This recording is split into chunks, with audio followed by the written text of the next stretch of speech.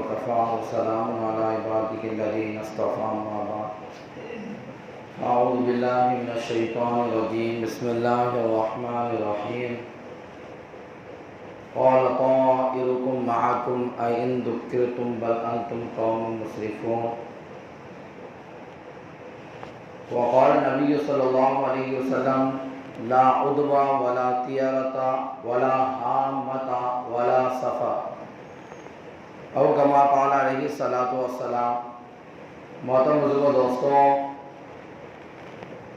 اسلام دین فطرت ہے، ایک بہت آسانی والا مذہب ہے۔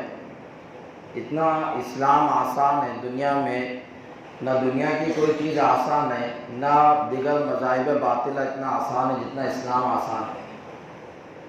ایک آدمی دنیا میں صحیح سے زندگی نہیں گزار سکتا، جی نہیں سکتا دنیا میں صحیح سے، لیکن اگر وہی آدمی دنیا کے اندر اسلام پر زندگی گزارنا چاہے، اسلام والی زندگی گزارنا چاہے، آسانی سے گزار سکتا ہے۔ ایک آدمی کے دونوں پیر نہیں، دونوں ہاتھ نہیں، اور چہرے سے کالا کلوٹا، کوئی پوچھتا نہیں، کوئی دیکھتا نہیں، نہ سائیکل چلا سکتا، نہ کوئی دنیا کی چیز کو صحیح سے استعمال کر سکتا، لیکن وہ آدمی مکمل دین پر چلنا چاہے تو آسانی سے مکمل دین پر چل سکتا، کہ اسی حالت میں، جس حالت میں ہے اسی حالت میں نمازیں ادا کر سکتا، اور اللہ کو راضی کر کر دنیا سے کامیاب ہو کر جا سکتا۔ اتنا آسان مذہب ہے۔ جو دنیا میں سائیکل نہیں چلا سکتا وہ دین پر چل سکتا ہے، اتنا آسان ہے دین۔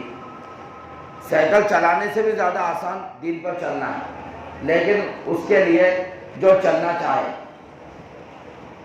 تو اسلام کے اندر توہم پرستی، اسلام کے اندر بد فعلی، بدشگونی، نحوست، اسلام میں اس کا کوئی تصور ہی نہیں ہے، بلکہ یہ چیزیں بد فعلی، بدشگونی اور توہم پرستی توحید کے عقیدے کے خلاف ہے، عقیدہ توحید کے خلاف ہے۔ یہ چیزیں جس کا ایمان کمزور، جس کا عقیدہ کمزور ہوگا وہی ان چیزوں کے اندر پڑے گا، بد فعلی کے اندر، بدشگونی کے اندر، نحوست، یہ ساری چیزوں میں وہی پڑے گا جس کا ایمان کمزور ہے، جس کے عقیدہ توحید کے اندر کمزوری ہے، دراڑے ہیں، تو وہی ان چیزوں کے اندر پڑے گا۔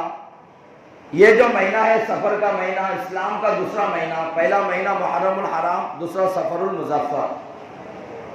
اس کا نام سفر پہلے سے چلا آ رہا ہے۔ اللہ کے نبی کے دنیا میں آنے سے پہلے سے عرب والے اس مہینے کو سفر کا مہینہ کہتے تھے۔ عرب والے اس مہینے کو سفر کا مہینہ اس لیے کہتے تھے کیونکہ وہ سفر کے مہینے کو منحوس سمجھتے تھے، اور اس مہینے کے اندر لڑائی جھگڑے کو لازم سمجھتے تھے۔ لڑائی جھگڑا شروع کرتے تھے اس مہینے میں، اپنے گھروں سے نکل جاتے تھے جنگ کے لیے، لڑائی جھگڑے کے لیے اپنے گھروں کو چھوڑ دیتے تھے۔ سفر کے معنی آتے ہیں خالی کرنے کے، یہ لوگ اپنے گھروں کو خالی کر دیتے تھے، ان کے گھر مردوں سے خالی ہو جاتے تھے، اس لیے اس مہینوں کو عرب والے سفر کہتے تھے۔ اور اس مہینے کو وہ سمجھتے تھے کہ منحوس مہینہ ہے، آسمانوں سے آفتیں بلائی اسی مہینے میں نازل ہوتی ہے، لہذا اپنے گھروں کو چھوڑ کر اسی مہینے میں لڑائی جنگ کے لیے نکلو۔ اللہ کے نبی کے آنے کے بعد اللہ کے نبی نے اس کا نام سفر ہی رکھا، نام بدلا نہیں، لیکن آگے مظفر لگا دیا، سفر المظفر، یہ اللہ کے نبی نے آگے لگا دیا کہ سفر کا مہینہ کوئی منحوس نہیں ہے، کوئی نحوست والا نہیں ہے، بلکہ یہ تو کامیابی کا مہینہ ہے۔ جیسے عام مہینوں کے اندر کوئی محنت کرے گا تو کامیاب ہوں گا، کاروبار کرے گا کامیاب ہوں گا، شادی بیاہ کرے گا کامیاب ہوں گا، ایسے اس مہینے کے اندر بھی معاملہ ہوگا، کامیاب ہوگا۔ تو مظفر آگے لگا دیا، سفر المظفر، یہ تو کامیابی والا مہینہ ہے۔ اسلام میں بدشگونی نہیں، بدفعلی نہیں، توہم پرستی نہیں، رسم و رواج، غلط عقیدہ، اسلام یہ چیزوں کو برداشت ہی نہیں کرتا، اور یہ چیزیں آتی ہے توحید کی کمزوری کی وجہ سے۔ عرب والوں کے اندر توحید تو تھی ہی نہیں، جہالت بھری ہوئی تھی، تو طرح طرح کے عقیدے تھے ان کے۔ اللہ کے نبی نے سب کو منع کیا کہ لا عدوہ، ایک چھوت چھات اسلام میں نہیں ہے، اس کی بیماری اس کو لگیں گی اور اس کی بیماری اس کو لگیں گی، اسلام میں یہ چھوت چھات نہیں ہے۔ کسی کی بیماری کسی کو نہیں لگتی، ساری بیماری مقدر سے طے ہے، جس کو لگنا ہے اس کو لگیں گے۔ ایسا نہیں کہ میں اس کے ساتھ کھانے میں شریک ہو گیا اور اس کے ساتھ میں اٹھنے بیٹھنے میں شریک ہو گیا، اس کی بیماری میرے کو لگ گئی۔ اسلام میں اس کا کوئی تصور ہے؟ بالکل نہیں ہے اس کا تصور۔ اسلام یہ باتوں کو مانتا ہی نہیں، اس کی بیماری لگیں گی، اسلام مانتا ہی نہیں باتوں کو۔ جذام کے بیماری والا حضرت عمر کے زمانے میں آیا، صحابہ کراہیت محسوس کرنے لگے، اس کے ہاتھ پھٹے ہوئے تھے، جذام کی شکایت تھی، کوڑ کا مرض تھا۔ حضرت عمر رضی اللہ تعالیٰ اس کے برتن میں کھانے کے لیے شریک ہوئے، اس کے برتن میں بیٹھے اور اس کے پیالے میں جس میں وہ ڈبا ڈبا کے کھا رہا تھا، ہاتھ ڈبا کے کھانا کھا رہا تھا، اسے میں اپنا ہاتھ ڈبا کے کھایا۔ اسلام میں لا عدوہ لا عدوہ، اسلام میں چھوٹ چھاٹ نہیں ہے۔ وَلَا تِيَارَةَ، اللہ کے نبی نے صاف انکار کر دیا کہ اسلام کے اندر تیارہ بھی نہیں ہے، یعنی تیارہ کہتے ہیں بدفعلی کو، بدفعلی لینا، کہ ہمارے یہاں پر بھی ہوتا نا بہت سی جگہ پر ابھی، کہ دیکھ تو آیا لائٹ چلے گئی، اور نئی نئی شادی ہوتی، کوئی بہو آتی ہے اور گھر کا کوئی رشتہ دار مر گیا تو کیا منحوس عورت ہے، شادی ہو کر گھر میں آئی نہیں، قدم رکھا نہیں کہ گھر میں ایک شخص کا انتقال ہوگا، ہمارے رشتہ دار میں ایک کا انتقال ہو گیا۔ ابھی بھی مسلمانوں میں یہ چیزیں ہیں۔ ابھی ایک مسئلہ آیا تھا اورنگ آباد کے اندر، بچے، اب وہ بچی کو ملنے کے لیے بہو کو اپنے اس کے ننن اور اس کا نندائی آنے لگے اور ان کا ایکسیڈنٹ ہوگا، دونوں کا انتقال ہوگا، وہ بچے کو لے جا رہے نہیں، بولے منحوس سے اسکول نہیں لے کے جاتے ہم، اس کی وجہ سے تو ہماری بیٹی اور داماد کا انتقال ہو گیا۔ ابھی بھی مسلمانوں میں ایسے عقیدے ہیں، جب ایمان کمزور، توحید کمزور، اس طرح کے عقیدے آ جاتے ہیں تو اسلام میں تیارہ بھی نہیں چلتا، اسلام میں بدشگونی بدفعلی نہیں چلتی کہ آپ آگے لیٹ چلے گی، کیا منو سے جس کی صورت دیکھ لیا آج صبح سے، کیا جس کی وجہ سے آج دھندا ہی چلا نہیں، کاروبار چلا نہیں، کوئی منو سے آ کے بیٹھ گیا تھا، اس طرح کی باتیں اسلام میں بالکل پسند نہیں ہے۔ اللہ کے نبی نے سختی سے منع کیا، اور آگے فرمایا ولا حامہ، اور حامہ بھی اسلام میں نہیں ہے۔ حامہ کہتے ہیں الو کی آواز، عرب کے اندر الو کی آواز، گھر میں اگر کسی الو نے آواز کر دیا، گھبڑ جسے ہم کہتے ہیں، اس نے اگر آواز کر دی تو لوگوں کا یہ تصور تھا کہ اب گھر میں مصیبتیں آئیں گی، بلائیں آئیں گی، بیماری آئیں گی، اور بعض کا عقیدہ ایسا تھا کہ گھر میں اب کوئی مر جائے گا۔ جیسے ہمارے پاس بھی پہلے ایسے لوگ ہوا کرتے تھے، کوے نے آواز لگائی تو کہا کہ مہمان آئیں گے، الو نے آواز لگائی تو کہا کہ اب کوئی مصیبت بیماری آئیں گی، دائی آنکھ پھڑکی تو کہا کہ پیسے آئیں گے، کوئی اچھا انسان آئیں گا، بائیں ہاتھ پھڑکے تو مصیبت آئیں گی، سیدھے ہاتھ میں کھجلی آئے تو پیسے آئیں گے، بائیں ہاتھ میں کھجلی آئے تو پیسے چلے جائیں گے۔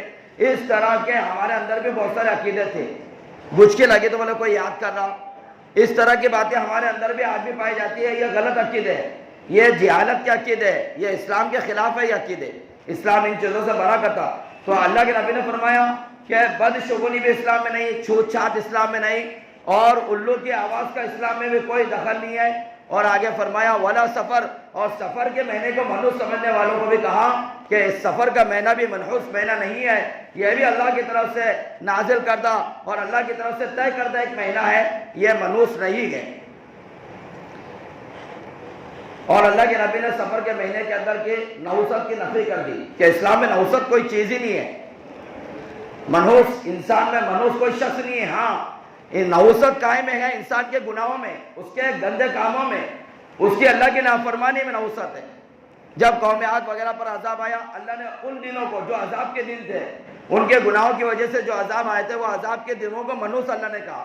جس دن اللہ کی طرف سے ناراضگی اتری اور جو عمل کی وجہ سے اتری، وہ عمل نحوست ہے۔ کوئی انسان نحوست نہیں، کوئی پرندہ نحوست نہیں، کسی کی آواز نحوست نہیں۔ جو بھی حالات انسان پر آتے گئے گزرتے گئے، وہ اللہ کی طرف سے طے شدہ ہے۔ تو یہ عقیدہ مضبوط ہوتا ہے۔ اس کی مثالیں بہت ساری کہ جب صحابہ کا عقیدہ مضبوط ہوا تو ایک صحابیہ کی بینائی چلے گی، کفار نے بہت مارا، اسلام لانے کی وجہ سے ان کی بینائی چلے گی۔ اب کفار کہنے لگے دیکھو ہمارے معبودوں نے تمہارے آنکھوں سے روشنی چھین لی، دیکھنے کی صلاحیت ختم کر دی۔ تو کہنے لگے کہ نہیں، تمہارے معبود یہ کچھ نہیں کر سکتے، یہ تو کل من عند اللہ، یہ سب اللہ کی طرف سے ہوا۔ اللہ کو آپ کی یہ بات اتنی پسند آئی کہ آپ کی بینائی اللہ نے لوٹا دی، پھر سے دیکھنے والے بن گئے۔ حضرت عمر کے زمانے میں مصر فتح ہوا، فاتح مصر حضرت عمرو بن عاص رضی اللہ تعالیٰ عنہ نے چٹھی لکھی کہ امیر المومنین، یہاں کے لوگوں کا ایسا عقیدہ ہے کہ دریائے نیل اس وقت بہے گا جس وقت اس میں کنواری لڑکی ڈالی جائے، اور وہ ضد کر رہے ہیں کنواری لڑکی ڈالنے کی۔ کہا کہ ہم ہر سال کنواری لڑکی ڈالتے ہیں تب جا کے دریا نیل بہتا، ورنہ سوکھ جائے گا، اور اگر دریا نیل سوکھ گیا تو ہمارا پورا کاروبار ختم ہو جائے گا، ہمیں یہ ملک چھوڑنا پڑے گا۔ حضرت عمر نے کہا دو چٹھی لکھی، ایک دریا نیل کے نام، ایک حضرت عمرو بن عاص کے نام۔ عمرو بن عاص کو کہا کہ ان کو کہہ دو کہ ایسا اسلام میں چلے گا نہیں، کسی بھی معصوم کی جان اسلام پسند نہیں کرتا۔ اور پھر دریا نیل کے نام یہ خط لکھا کہ اگر تو اپنی مرضی سے بہتی تو بہنا بند کر دے، اور اگر اللہ کی مرضی سے بہتی تو پھر بہے۔ وہ دریائے نیل کے اندر چٹھی ڈالنا تھی کہ وہ دریائے نیل بہنے لگی. اس وقت سے آج تک 1400 سال سے زیادہ عرصہ گزر گیا, ابھی تک دریائے نیل بہ رہی. اسلام کے اندر بدشگونی, توحید مضبوط. تو صحابہ کی مثالیں ہمارے سامنے ہیں کہ صحابہ کسی چیز سے گھبرائے نہیں, کسی چیز سے ڈرے نہیں. اور ہمارا ایمان آج کمزور ہونے کی وجہ سے ذرا سا دھندا پانی کم ہو گیا تو عامل کو جاتے ہیں کہ کسی نے کچھ کر دیا, اچھا چلتا تھا کاروبار, اب کچھ بھی نہیں چلا, جو بھی شروع کر رہا اس میں گھاٹا ہی گھاٹا آ رہا. اور عامل لکھ کے دیتے اب یہ چٹھی یہ اس کو لگا دو, اس کو لٹکا دو, اتنے دن تک یہ وظیفہ کرو. ایمان کی کمزوری نے ہم کو کہاں تک لا لیا. دھندا پانی چل بھائی, اللہ رزق کہاں سے اترتا؟ آسمانوں سے. زمین پہ رزق نہیں ہے. وہاں پر ہمارا کانٹیکٹ خراب ہوا, وہاں پر ہمارا معاملہ خراب ہوا, اللہ کے ہمارے معاملے میں خرابی آئی. یہاں پر اللہ تعالیٰ نے کاروبار کو خراب کر دیا. آپ کی روزی روٹی بند ہے, اوپر سے بند ہے, نیچے سے نہیں کوئی معاملہ. کوئی کسی کی روزی روٹی نہیں چھین سکتا. کہا کہ اس نے کچھ کر دیا میری دکان کے اوپر, وہ بار بار یہاں سے گھوم رہا تھا, اس نے کر دیا. یہ چیزیں کب ہوتی ہے؟ جب اندر کا ایمان کمزور ہوتا ہے. اس کے لیے اللہ نے ایمان کی محنت دی ہم کو, اپنے ایمان کو مضبوط بنانے والی محنت, کہ کسی سے کچھ نہیں ہوتا. کرنے دھرنے والی ذات صرف اللہ رب العالمین کی ہے. عزت ذلت دینے والا, روزی روٹی کا دینے والا, رزق کا دینے والا, رزق کا چھیننے والا وہ اللہ تعالیٰ ہے. کوئی کسی کا رزق چھین نہیں سکتا.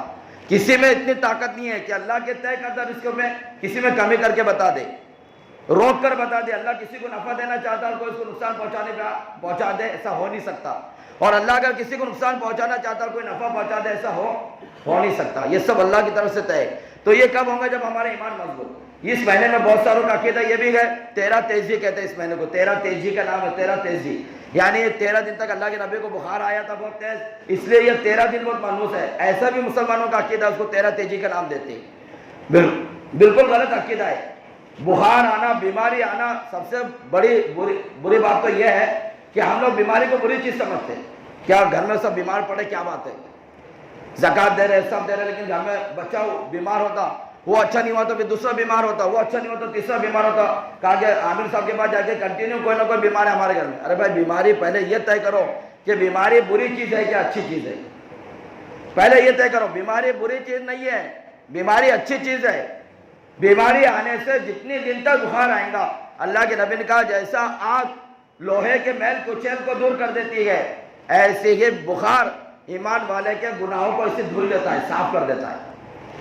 اللہ کے نبی صلی اللہ علیہ وسلم فرمایا ایمان والے کو بخار آنا ایمان والے کے لیے خیر ہے, کہ اللہ تبارک و تعالیٰ اس کی وجہ سے اس کے گناہ معاف کر دیتا. اور اگر اس کے گناہ معاف ہو گئے تو اللہ اس کے درجات کو بلند کرنا شروع کر دیتے. اللہ عبداللہ ابن مسعود آئے, اللہ کے نبی کو دیکھا بخار بہت تیز. کہا کہ اللہ کے نبی ہم میں سے 2 آدمیوں کے برابر آپ اکیلے کو بخار ہے. کہا کہ ہاں, تم میں سے 2 آدمیوں کے برابر مجھے بخار ہے. کہا کہ آپ کو پھر ڈبل اجر. کہا کہ ہاں, مجھے ڈبل اجر ملے گا. اللہ کے نبی بھی کئی دن بیمار ہوتے تھے.